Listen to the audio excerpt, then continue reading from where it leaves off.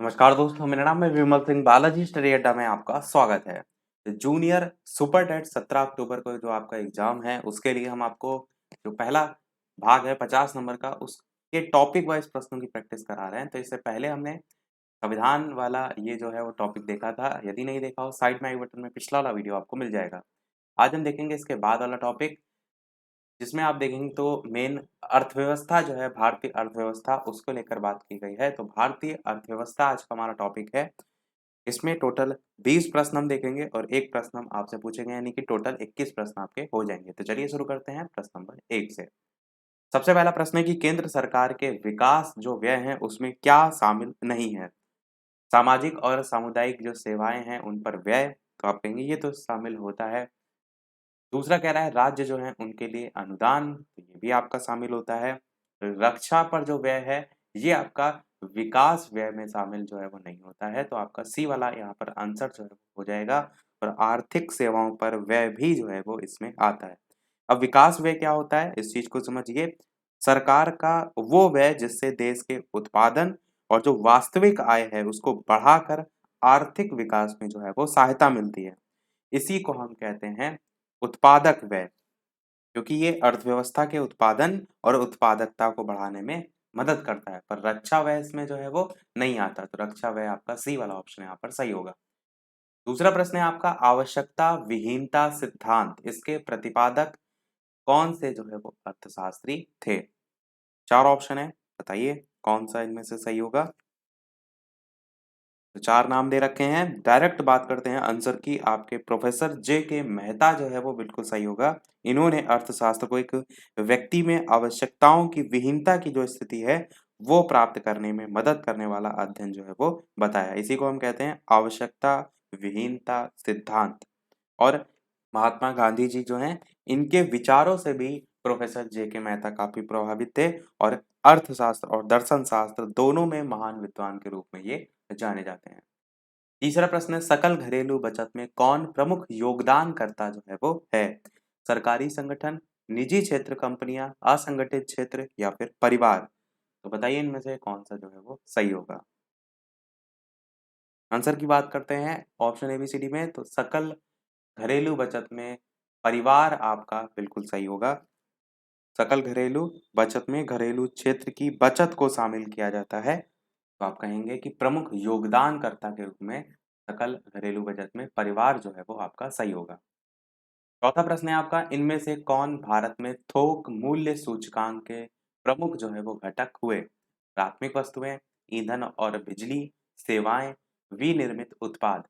आपको बताना है थोक मूल्य सूचकांक के प्रमुख घटक। नीचे ऑप्शन भी दे रखे हैं।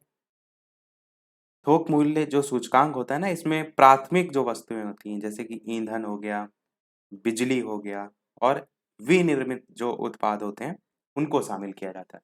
तो इसमें प्राथमिक वस्तुएं भी आपकी आ जाएंगी, इसमें आपकी ईंधन और बिजली भी आ जाएगा, सेवाएं जो है इसमें जो है वो नहीं आएगा और विनिर्मित उत्पाद भी इसमें आ जाएगा। यानी कि पहला, दूसरा और चौथा ये तीनों आपके थोक मूल्य सूचकांक के घटक हैं। ए वाला आपका ऑप्शन बिल्कुल सही हो जाएगा। अगला देखते हैं पांचवा प्रश्न। निम्नलिखित में से वह कौन सा राज्य है जिसकी वर्ष 2011 जनगणना के अनुसार सबसे अधिक जनसंख्या सघनता है। गुजरात, त्रिपुरा, मध्य प्रदेश या फिर पश्चिम बंगाल। तो बताइए इनमें से कौन सा जो है वो सही होगा।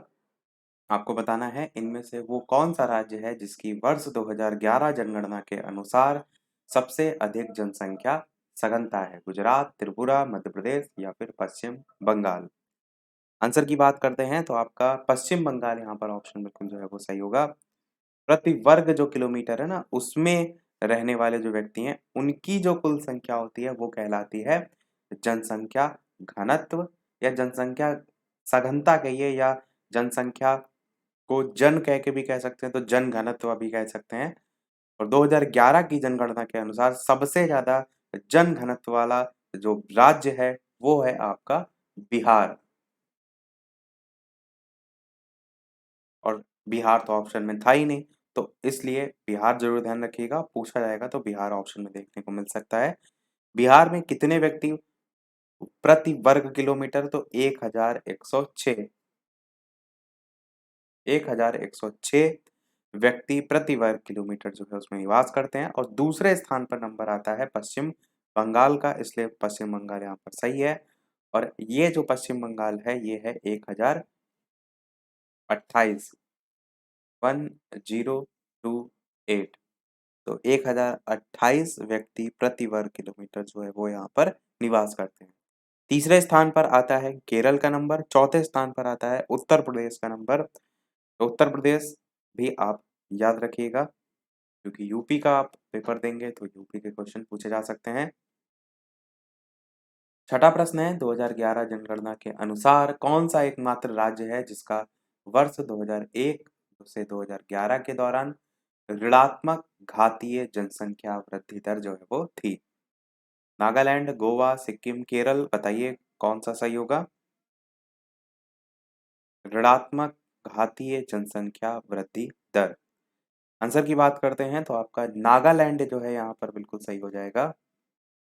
नागालैंड जो है ये भारत का पूर्वोत्तर राज्य है और 2011 की जनगणना के अनुसार ये भारत का एकमात्र राज्य है जिसकी जो दशकीय वृद्धि दर है 2001 से 2011, इससे पहले जनगणना हुई थी, उसी के बारे में प्रश्न जो है वो पूछा गया है।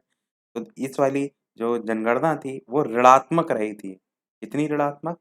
तो -0.61%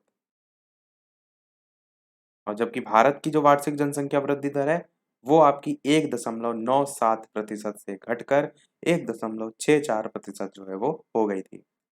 भारत की है कितनी 10 की वृद्धि दर? तो 17.7% जो है वो है। आपका ए वाला ऑप्शन नागालैंड यहाँ पर सही हो जाएगा। अगला प्रश्न देखते हैं, सातवां। साथ ही साथ वीडियो पसंद आए लाइक भी सभी लोग अवश्य करते रहिएगा। कि दो या अधिक जो देश हैं उनके मध्य होने वाला जो व्यापार है उसको बताने के लिए इनमें से कौन सी शब्दावली प्रयुक्त होती है? आंतरिक व्यापार, बाह्य व्यापार, अंतरराष्ट्रीय व्यापार या फिर स्थानीय व्यापार? बताइए इनमें से कौन सा सही होगा? आंसर की बात करते हैं तो आपका अंतरराष्ट्रीय जो व्यापार है ये जो है वो बिल्कुल सही होगा। दो या दो से अधिक राष्ट्रों के बीच होने वाला जो व्यापार है उसे कहते हैं अंतरराष्ट्रीय व्यापार। और जब प्रश्न में ही कह रहा है देश देश, जब आपस में बात हो रही है तो जाहिर सी बात है वो राष्ट्रीय स्तर पर, इसीलिए अंतरराष्ट्रीय व्यापार में जो है वो आ जाता है। आठवां प्रश्न है, 2011 जो है उसकी जनगणना रिपोर्ट के अनुसार प्रति वर्ग किलोमीटर भारत का जनसंख्या घनत्व जो है वो है। चार ऑप्शन है, 372, 362, 382 या फिर 225। बताइए इनमें से कौन सा जो है वो सही होगा? जनसंख्या घनत्व पूछा गया है, जनगणना रिपोर्ट के अनुसार प्रति वर्ग किलोमीटर भारत का जनसंख्या घनत्व। मैंने ऊपर अभी क्वेश्चन आया था उसमें बताया था ना, प्रति वर्ग किलोमीटर में जो रहने वाले व्यक्ति होते हैं उनकी जो संख्या होती है उसे कहते हैं जनसंख्या घनत्व। आंसर की बात करते हैं ऑप्शन में से तो आपका सी वाला 382 जो है वो सही होगा। भारत का जनसंख्या घनत्व है 382 व्यक्ति वर्ग प्रति वर्ग किलोमीटर। और 2001-2011 के जो दशक था उसमें भारत का जो जनगणना था उसमें 57 लोगों की वृद्धि जो है वो हुई थी। यानी कि 2001 की जनगणना के अनुसार भारत का जो जनसंख्या घनत्व था वो था 325 व्यक्ति वर्ग किलोमीटर प्रति वर्ग किलोमीटर। फिर यहाँ पर आपसे 2011 वाला पूछा है तो आपका 382 जो है वो बिल्कुल सही होगा। नवा प्रश्न है, भारत में सबसे पहली जनगणना किस वर्ष में हुई थी? ये क्वेश्चन बहुत पूछा जाता है, बताइए। 1852, 1872, 1881, 1952, कौन सा इनमें से सही होगा? इस चीज का ध्यान रखिएगा, यहाँ पर कब प्रश्न में स्वतंत्र भारत का उपयोग किया गया है, कि स्वतंत्र भारत पूछा जा रहा है या डायरेक्ट ये पूछा जा रहा है कि सबसे पहली जनगणना। तो यहाँ पर तो स्वतंत्र भारत की बात ही नहीं की गई, यानी कि भारत में सबसे पहली जो जनगणना है वो हुई थी आपकी 1872 में।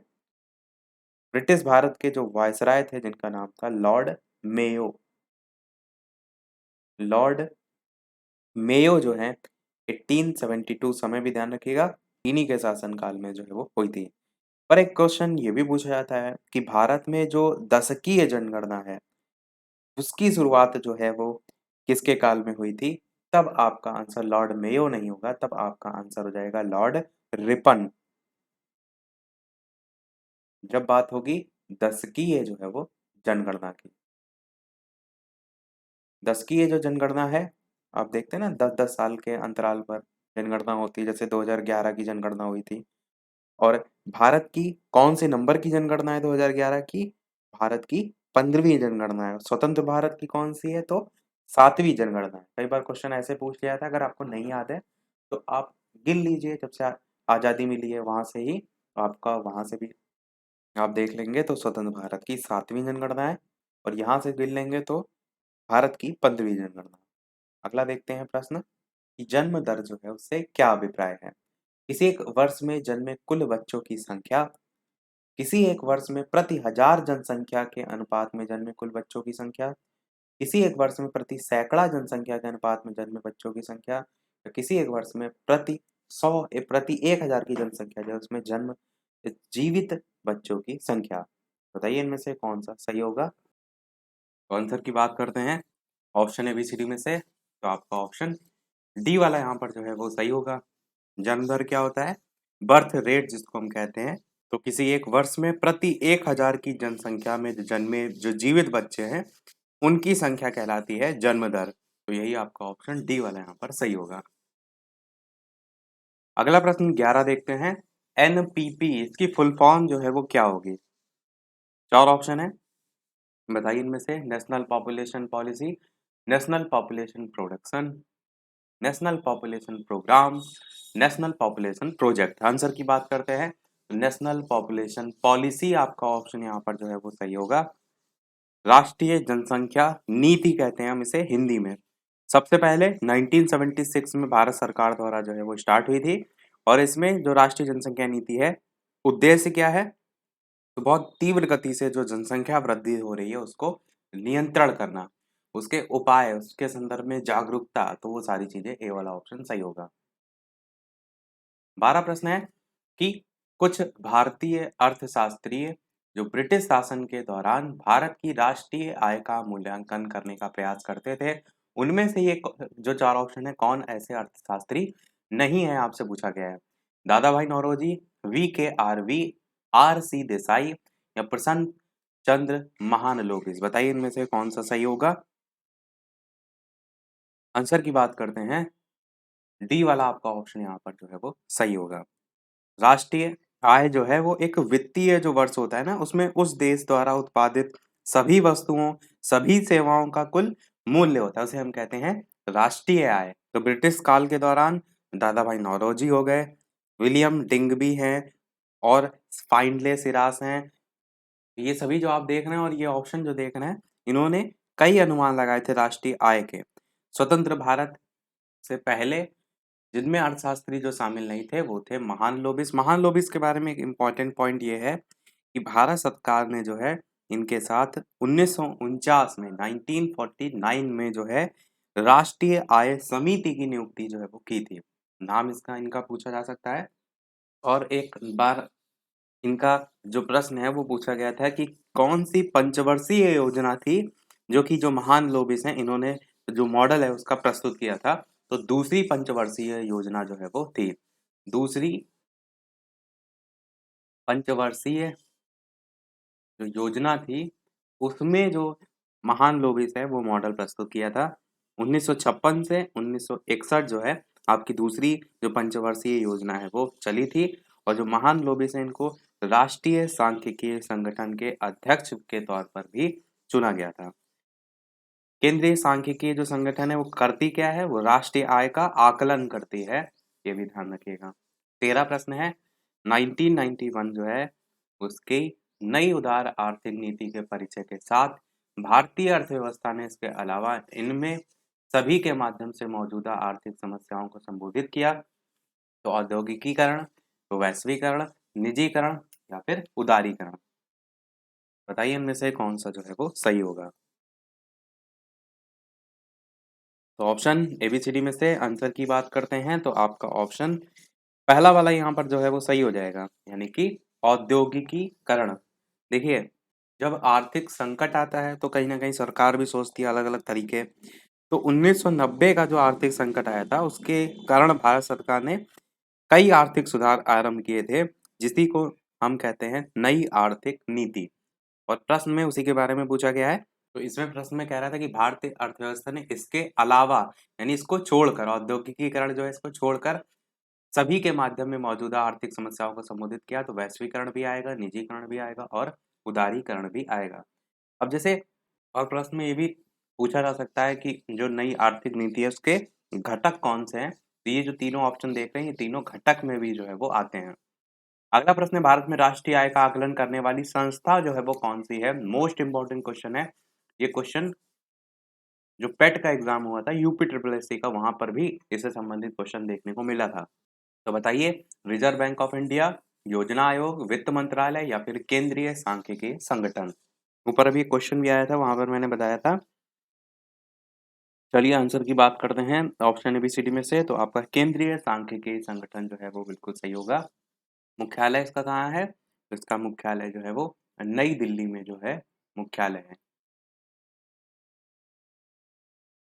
केंद्रीय जो सांख्यिकी संगठन है ना, ये सांख्यिकी और जो कार्यक्रम क्रियान्वयन मंत्रालय है भारत सरकार, उसके अंतर्गत कार्य जो है वो करता है। और केंद्रीय सांख्यिकी जो कार्यालय है उसका प्रमुख महानिदेशक होता है। 15 नंबर प्रश्न है, इकोनॉमिक सर्वे किसके द्वारा प्रकाशित होता है? चार ऑप्शन है, रिजर्व बैंक ऑफ इंडिया, योजना आयोग, वित्त मंत्रालय या फिर भारतीय सांख्यिकी संस्थान। तो बताइए इनमें से कौन सा जो है वो सही होगा? जो इकोनॉमिक सर्वे है इसको हम कहते हैं आर्थिक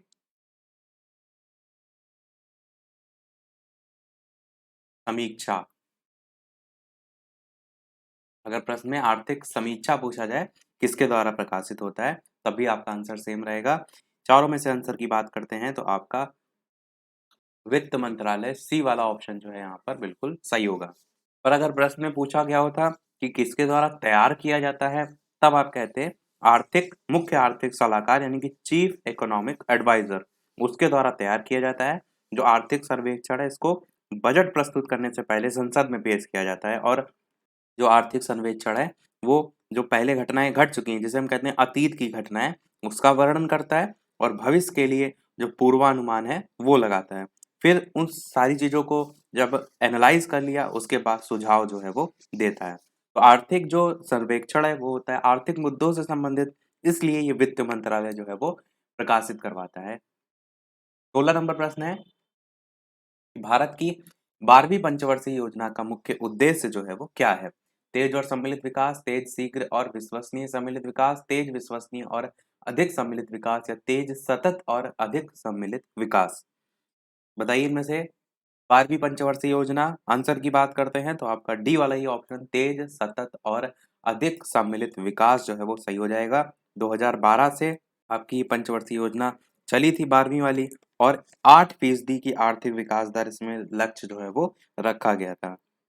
अगला प्रश्न देखते हैं आपका 17 कि निम्नलिखित में से कौन सा रोजगार प्राथमिक क्षेत्र से जुड़ा हुआ जो है वो नहीं है? टोकरी बुनने वाला या फिर माली या फिर कुम्हार या फिर पुजारी। तो बताइए इनमें से कौन सा जो है वो सही होगा? आंसर की बात करते हैं तो प्राथमिक क्षेत्र जो है वो क्षेत्र होता है जो कि प्राकृतिक संसाधनों का सीधा उपयोग करता है। इसमें कृषि हो गया, वानिकी है, मछली है पकड़ना है, खनन है, यानी जितनी चीजें प्राकृतिक संसाधन वाली आ रही हैं वो सब आपकी आती हैं प्राथमिक क्षेत्र में, याद रखिएगा। और इसमें अगर आप देखेंगे तो टोकरी बुनने वाला जो है ये प्राकृतिक क्षेत्र में आता है, यानी कि ये प्राथमिक क्षेत्र में भी आएगा। माली भी एक प्रकार का प्राथमिक क्षेत्र में ही आएगा और कुम्हार तो आएगा ही, क्योंकि मैंने बताया जो प्राकृतिक संसाधन है उनका सीधे उपयोग कर रहा है। प्रश्न में नहीं पूछा गया है तो पुजारी आपका यहाँ पर सही हो जाएगा, जो कि प्राथमिक क्षेत्र से जुड़ा हुआ नहीं है। पुजारी का जो काम होता है वो होता है पूजा पाठ करना, वो एक तरह की सेवा में आता है जिसके बदले वो अपनी आय प्राप्त करता है। इसलिए पुजारी किस में आता है? वो तीसरे क्षेत्र में आता है, तृतीय क्षेत्र में आता है। तीसरे क्षेत्र में सभी प्रकार की जो आमदनी वाली सेवाएं हैं ना वो आती हैं। पहले में हमने बताया जैसे प्राकृतिक संसाधन का सीधा उपयोग हो रहा है, और जो तीसरा जो क्षेत्र है उसमें क्या है? आमदनी जो आप प्राप्त करते हैं, कोई भी आप सेवा देते हैं तो वो सारी चीजें सम्मिलित की जाती हैं। और जो दूसरा क्षेत्र है वो आपका विनिर्माण से संबंधित जो है वो आता है। अगला देखते हैं 18 प्रश्न, राष्ट्रीय आय को प्रायः कहा जाता है बाजार मूल्य पर शुद्ध घरेलू उत्पाद, साधन लागत पर शुद्ध राष्ट्रीय उत्पाद, बाजार मूल्य पर शुद्ध राष्ट्रीय उत्पाद या फिर साधन लागत पर शुद्ध राष्ट्रीय उत्पाद। तो आंसर की बात करते हैं तो आपका ऑप्शन डी वाला यहाँ पर साधन लागत पर शुद्ध राष्ट्रीय उत्पाद जो है वो सही होगा। इसी को कहते हैं हम राष्ट्रीय आय। तो राष्ट्रीय आय अथवा साधन लागत पर शुद्ध राष्ट्रीय उत्पाद जो है वो आपका जो उत्पादन के साधन होते हैं ना उनको जो भुगतान दिया जाता है उसको बताता है। डी वाला आपका ऑप्शन सही होगा। देखते हैं हमारा अगला प्रश्न। 20 वाला जो 19 वाला प्रश्न है वो हम लास्ट में आपसे जो है वो पूछेंगे। किस संपत्ति का ह्रास नहीं लगाया जाता है? भूमि व भवन, मशीनरी, चालान पर जो है वो माल या फिर एकस्व। तो बताइए इनमें से कौन सा सही होगा? तो ह्रास को समझिए होता क्या है, कोई भी संपत्ति उसका निरंतर उपयोग हो रहा है, उसकी कार्यक्षमता, उपयोगिता या लाभ उपार्जन शक्ति जो है उसमें धीरे-धीरे कमी आने लगती है, उसे हम कहते हैं ह्रास। तो यहाँ पर चारों ऑप्शन में से आप कहेंगे जो चालान है उस पर माल का कोई ह्रास नहीं होता, यानी कि सी वाला ऑप्शन यहाँ पर सही होगा। चालान का मूल्य पूरा देना होता है, आप जानते हैं। ऐसे किसी भी प्रकार की कमी तो आ नहीं रही है, तो पूरा जब देना होता है तो आप कह सकते हैं यही जो है आपका इसमें नहीं आता है। तो आपका सी वाला ऑप्शन सही होगा। देखते हैं हमारा अगला और इस वीडियो का लास्ट प्रश्न, और इसके बाद एक प्रश्न पूछेंगे हम आपसे भी। परंतु इस प्रश्न को देखने से पहले वीडियो अभी तक लाइक ना किया हो आपने, सभी लोग वीडियो को लाइक भी करते रहिएगा। चैनल पर नए हो सब्सक्राइब करके जुड़ जाइएगा, और टेलीग्राम चैनल से जो भी ना जुड़े हों लिंक आपको डिस्क्रिप्शन में मिल जाएगी। बालाजी स्टडी अड्डा सर्च करके भी जुड़ सकते हैं। और साइंस, सोशल साइंस जो भी टॉपिक हैं हम पहले ही करा चुके हैं, वो आप प्लेलिस्ट में देख सकते हैं। अलग से प्लेलिस्ट बनी हुई है। मॉडल पेपर भी हम 10 मॉडल पेपर करा चुके हैं, वो भी अलग से प्लेलिस्ट बनी हुई है, वो भी आप जो है वो देख सकते हैं। प्रश्न आपका है, वर्तमान में भारत में कौन सी पंचवर्षीय योजना जो है वो लागू है? 9वीं, 11वीं, 10वीं या 12वीं? बताइए इनमें से कौन सा जो है वो सही होगा। वर्तमान में ना कह करके आप ये कह सकते हैं कि सबसे आखिरी जो है पंचवर्षीय योजना जो है वो कौन सी थी? भारत में कौन सी पंचवर्षीय योजना जो है सबसे आखिरी थी? तो चलिए आंसर की बात करते हैं। तो आप कहेंगे 12वीं जो है वो बिल्कुल जो है वो सही होगा। और अब पंचवर्षीय योजना वाला जो सिस्टम है उसको समाप्त कर दिया गया है। पहले पंचवर्षीय योजना चलती थी 5-5 साल पर। अब योजना आयोग जो है उसकी जगह नीति आयोग ने ले ली है। नीति आयोग का अध्यक्ष कौन होता है पूछा जाता है तो प्रधानमंत्री होता है।